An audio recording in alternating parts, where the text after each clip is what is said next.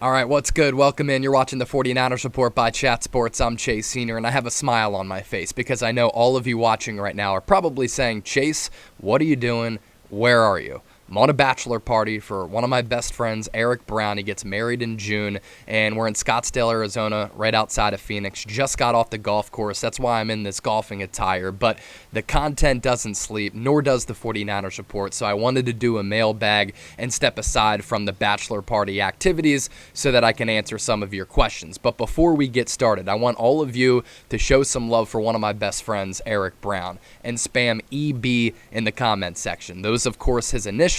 The bachelor party that we're on. We're having a fabulous time. So happy to be here, but I needed to cook up a video. So spam EB in the comment section. And yeah, it's a little weird, but I want to talk some Niners football, and it's been a couple of days. So we start off this mailbag with this question. And by the way, at the end of the video, I can give you a tour of the bachelor pad and introduce you to everybody, including the bachelor, Eric Brown. Start off this mailbag with this question coming in from Andrew Naylor.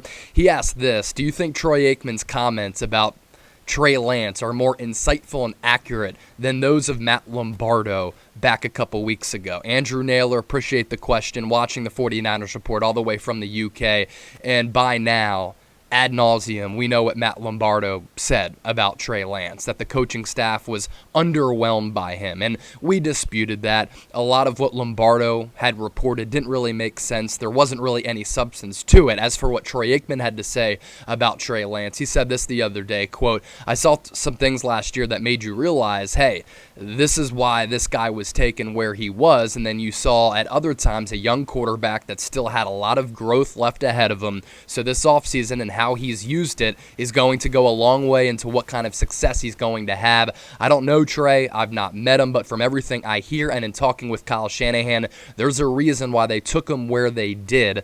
They're betting on the upside for Trey, and my guess is that he's worked extremely hard this offseason and will give himself the best opportunity for success with the style that they run, with the running game and their ability to play defense. It doesn't get better for a young quarterback, so those are things that really play into his favor. And I will put more stock in the Troy Aikman's evaluation into Trey Lance as compared to what Matt Lombardo had reported on Trey Lance, when Lombardo doesn't really have any Niners ties. He's primarily been based on the East Coast, has covered the Philadelphia Eagles and the New York Giants, and now he's working covering the NFL as a whole for Fansided. And for Troy Aikman, one of the best quarterbacks of all time, won multiple Super Bowls with the Dallas Cowboys, and I think he does a really good job as a color analyst now for ESPN, formerly of Fox Sports. So with what Troy Aikman had to say, I do put more stock into that as I talk about, but I also want to explain why I believe in Trey Lance and why I think there are reasons to be optimistic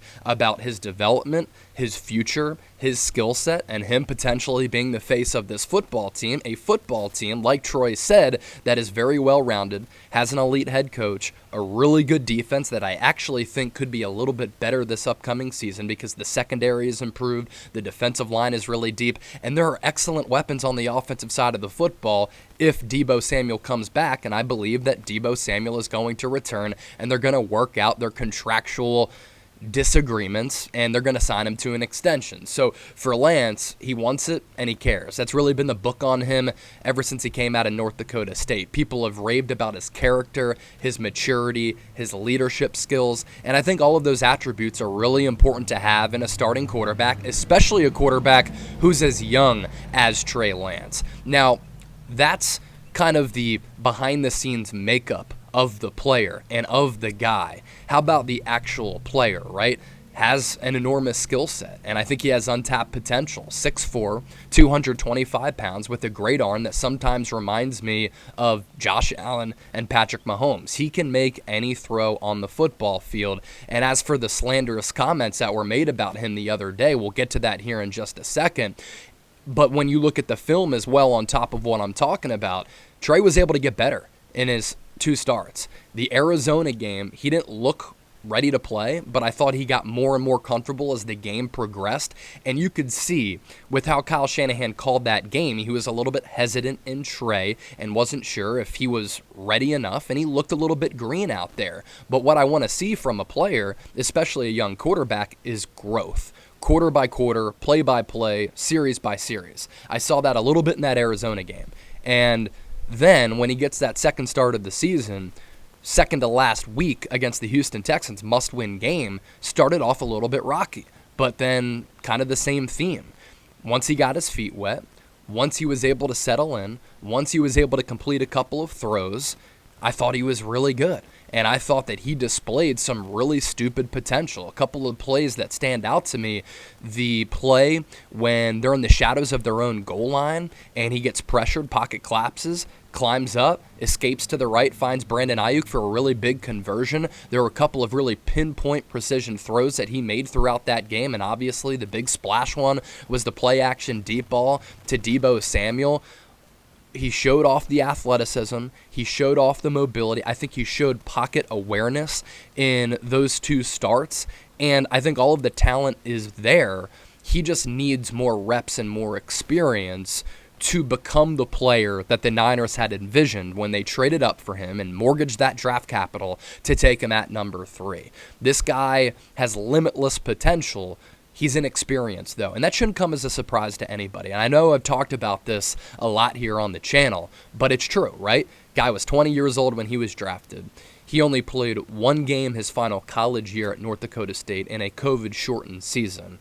Back when he did play his lone full season, he threw 30 touchdowns to only one pick and added a bevy of touchdowns on the ground and ran for, I believe, more than 1,000 yards. The dual threat ability is there, and in today's NFL, I think that's really important, and Kyle Shanahan really hasn't had the quarterback with the makeup and the skill set and the athleticism and the stupid ability that Trey Lance has as the head coach of the 49ers. He's coached Jimmy Garoppolo, C.J. Beathard, Nick Mullins. They don't even compare to Trey Lance and what he can bring to the table. And why I believe in Trey, Kyle Shanahan is his head coach. Really good supporting cast, although offensive line is a little bit of a concern. But let's say that Deebo comes back. Brandon Ayuk is due for a breakout year. George Kittle's one of the best tight ends in the league still. Trent Williams, one of the best left tackles. And yes, like I said, the offensive line is a little bit of a concern, and that can certainly cause problems this year. But the supporting cast as a whole, pretty solid. And for those who say that this Niners roster is depleted, it's talent deficient, I totally disagree. This is a team that made it to the NFC Championship game last year, and they return a lot of premier players. I talked about some on the offensive side of the ball, Nick Bosa, Fred Warner. I think they have one of the best linebacking cores in the league. They upgraded the secondary. I love Jimmy Ward as a safety. I think he's criminally underrated. So the pressure isn't necessarily going to be on Trey because the surrounding roster is very good. And we're just getting to a point now where some people that don't believe in Trey are just making stuff up. Like a former player who used to play for the Denver Broncos had said on Twitter the other day that people are concerned about Trey Lance's arm fitness. Have we ever heard that as a term for a quarterback ever before? No, at least I haven't. If you have, let me know. Arm fitness, though? If we're talking about arm strength and arm fitness, Trey Lance has arm strength. Sometimes he throws the ball too hard and needs to put more touch on it. Arm fitness, though, I don't believe it. So there are people out there who want to drive home this narrative that Trey Lance is a bust. Guy's played 2 games. What you have to look at is the potential of the player and the prospect and also the makeup of him, and he has all of the necessary foundational pieces that you want in a starting quarterback. Wants it and he cares. Maturity, leadership. People are raving about that all across this roster and all across this coaching staff, and obviously the work ethic and the talent as well. So if you believe in Trey, if you think that he's going to be a good player, hit that thumbs up icon, like the video, and comment Trey Area. Trey Area. Do that in the comment section right now. And don't forget to subscribe because I'm on a bachelor party and we're still pushing out videos here on the 49ers Report. Let's get to 60,000 subs. Next question coming in from 93R Head. 3 major things for the 49ers to be successful enough to make a run at the bowl will be to run the ball, stay healthy, and trust in Trey Lance. What are your 3 major things that need to happen for the Niners to be successful this season? Love the content, Chase. Really appreciate that, man, and appreciate all of you for making the 49ers Report a part of your day. So I think you make some really good points there.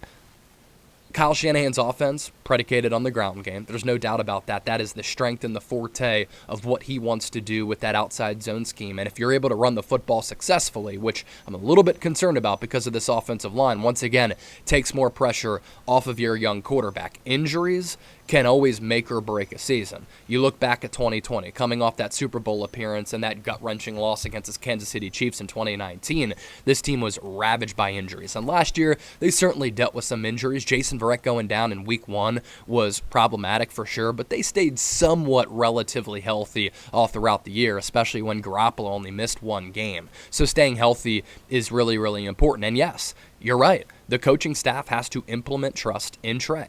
And I think this offseason is a wonderful opportunity for him to go out there and prove himself, and he's going to have ample opportunities to earn the starting gig, even if Garoppolo's on this roster. Why? Because Garoppolo can't throw until later in the summer coming off that shoulder surgery. So he's going to get every single rep this offseason, and I think he needs every single rep to fine-tune his skills, to learn the game of football and learn what it's like to be a professional quarterback and master what can be a complex scheme. I think turnover differential is always really important. If Trey is just throwing a bunch of picks and the defense isn't forcing any turnovers, that can be a problem. So that would be one of my big keys. I think when you look at the Niners' schedule, the middle portion of it is really, really difficult. So I think it's going to be imperative to start off the season really, really well to give yourself that buffer zone. Last year you start off 3-5 and you had to play catch up. I don't think the Niners are going to have an opportunity to do that in 2022 because the schedule in the middle part of the year is really difficult. So I'm pulling up the schedule right now, and the Niners open up against Chicago on the road. That should be a win.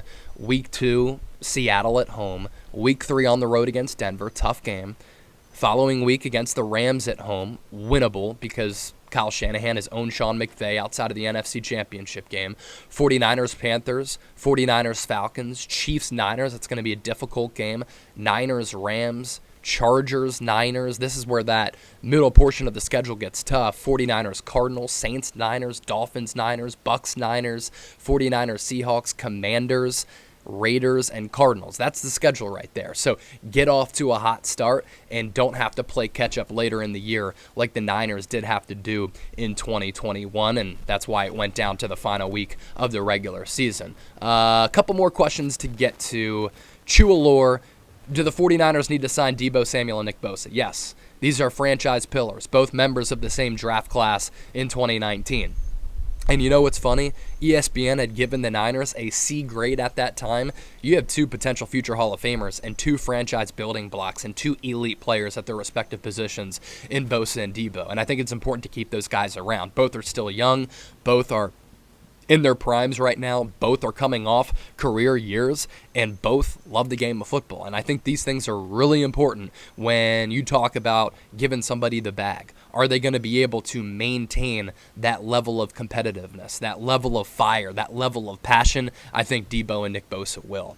Carlos Z, what are your under-the-radar players that you're going to be watching carefully at the start of the season? Any big-name players you can see not making the final roster? Unexpected ones only, no Jimmy G type of answers. So a big-name player, I guess, could be Samson Ebukam just because of his cap hit. I think if Javon Kinlaw gets hurt again, he could be let go after 2 years with the Niners going into year 3 because he's been off injured. Another player that I've talked about in addition to Kinlaw is maybe Trey Sermon because they drafted Ty Davis-Price, already have Elijah Mitchell, Jeff Wilson, and JaMychal Hasty. So those are some of the big-name players. As for under-the-radar guys who I'm looking out for, all defense. And I'm going to go Javon Kinlaw because I feel as though he's fallen under the radar because of how well DJ Jones played in 2021, earning $10 million per year. I'm excited to see what Hassan Ridgeway can do. He's a good player, good rotational defensive tackle who flashed at times with the Philadelphia Eagles. After being drafted by the Indianapolis Colts, I think he could surprise some people. I'm not saying he's going to be the next DJ Jones, but a good rotational D tackle. Kamoko Toure, coming over from the Colts, had a career year last year. Anytime a defensive lineman comes to the Niners, they pair up with Chris Kosaric. Oftentimes, they end up having breakout years. And the list of guys who have broken out is very, very long. I think Kamoko Toure could be one of them. How about this name? George Odom. All-pro special teamer. played some safety with the Indianapolis Colts. His spider chart, which measures athleticism, is very, very similar to Jaquiski Tartt. And I think that there's a realistic shot that if Tartt doesn't come back, and I'm not sure what the deal with Tartt is up to this point. I think he had a good year last year. Is he going to come back? Is he going to go elsewhere? Who knows? Is he waiting for an injury to happen to the safety spot for another team? But if he doesn't come back, I think George Odom might be the starting safety opposite of Jimmy Ward, and he could be an under-the-radar player. Breakout guy for me, I think it's going to be Brandon Ayuk. I think he's going to directly benefit playing with Trey Lance because Jimmy Garoppolo didn't really throw the deep ball, and Brandon Ayuk wasn't used in a way where he could be a vertical threat. With Trey Lance and his arm strength, the ability to take the top off of the defense, I think Ayuk could really thrive. Xavier Garcia. I'm not sure if you're trolling. I'll still answer this question. Are we picking up Tom Brady in June? I think Tom Brady is set with the Tampa Bay Buccaneers. I don't think that Brady is going anywhere. I know there were some rumors, and we talked about this a little bit in the lead up to the peak of the offseason. Obviously, Brady had retired. Then he came out of retirement. There were some rumblings about him wanting to go to Miami. I think he's staying in Tampa. They're going to try to make another run at a Super Bowl. Appreciate all of you for watching this mailbag. Remember, spam EB in the comment section to show some love for my boy Eric Brown is getting married in June, and that's why I'm on this bachelor party right now. I also told you that I would introduce you to him, so I'm going to give you a little tour of the bachelor pad and introduce you. So it's beautiful out here, that's for sure. Coming off the golf course, played pretty well. I don't play enough, but to break 100, I was nailing some drives. This is the crib, and we all played really well. $20 ahead. Me and my two boys, we won, so we got the payout. Hit a couple of clutch shots. So that's the bachelor pad. Let me open up the door here. Bad TV, but we're having fun. Walking in right now. This is Lee. You're on the 49ers report. Let's ride. Go Jimmy Garoppolo. People don't like that. They like Trey Lance. Oh, there's JJ. There's my guy, JJ. Don't want me on there now. You're on. Where's EB? I got to show everybody Eric Brown. All right, here's the Bachelor. Eric, you're on the 49ers report. I told everybody to spam EB. This is the Bachelor right here. What's up? You ready to get married? Yeah, man. You having fun out here in Phoenix? Absolutely. You don't see many Cardinals fans, do you? No. A lot of Niners fans, though? Yep. Yeah, bang, bang, Niner gang. All the way. Yeah, let's ride. That's the Bachelor right there. Hey, here's the rest of the crew. 49ers report. Let's ride. Signing off. All right, peace. Niners.